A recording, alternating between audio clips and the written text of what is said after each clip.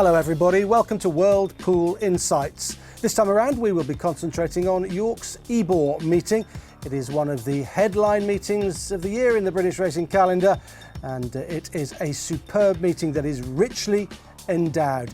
Let's have a look at some stats and some facts that might help you find a few winners as we work our way through the card next week.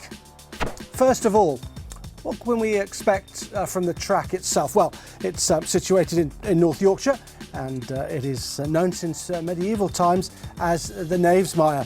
Racing at the track dates back a long way, goes back to Roman times, and York hosted Royal Ascot in 2005, whilst Royal Ascot underwent some major redevelopment work. They've also hosted the St Leger, that took place there in 2006, rerouted from its usual venue to Doncaster. And York, it's a fantastic course to visit, and it has been voted Racecourse of the Year on a number of occasions.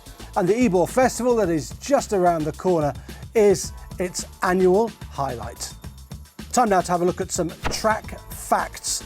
York is a very fair course. It is left-handed, it's very galloping, it normally suits horses that are ridden prominently. Being held up there is not necessarily ideal. Of course, it's all subject to the pace of races that are held there. Historically, the action used to unfold against the far rail. There used to be a faster strip of ground there, and jockeys like to hug that to far rail, but since the drainage has been redone at the track, that doesn't exist anymore, and horses tend to come down the middle now. That's where jockeys tend to want to come. Although if the conditions are quite soft and there's been a lot of rain, then sometimes the stands rail is the place to be. It can be a little bit quicker over towards the stand side, and when the rains come, jockeys tend to head towards that particular rail. The track was made into a full circuit in 2005. That was allowing 2-mile races to be run there. And there's a straight 1,200 metre track, but they can't run the 1,400 metres on the straight course, so they put in a chute, and horses come down the chute for the 1,400 metre races and then just edge left into the home straight.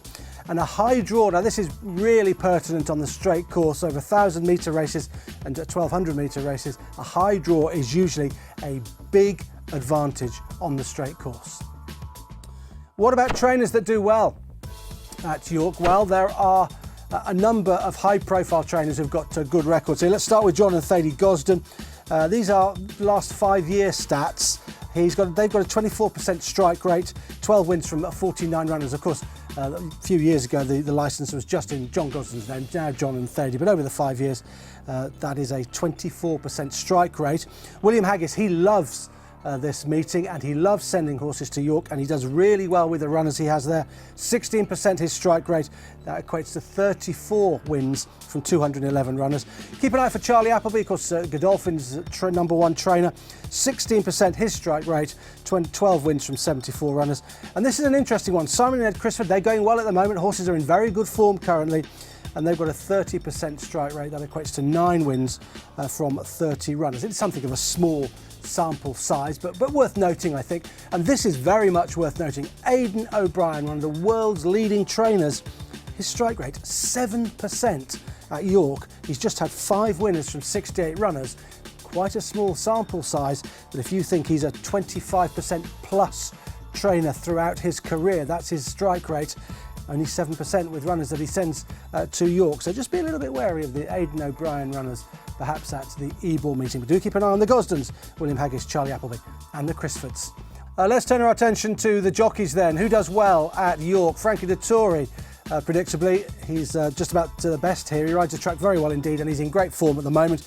His strike rate is 28%, 24 wins from 87 rides. Ray Dawson, small sample size, but he's a good young jockey, even if he's not a household name. He's had 5 wins from 16 rides. That's a 31% for him. Ross Orion, good young jockey as well. 10 wins from 55, 18% his strike rate. And then we've got Sean Levy, rides for the Richard Hannon team. They have a good few runners at the Ebor meeting normally. 17% his strike rate, 8 wins from 48 rides. And Hayley Turner, she's had 5 winners from 19 rides, so 26% her strike rate. They're quite small sample sizes there, but Frankie Dettori stands out as the jockey to follow at York.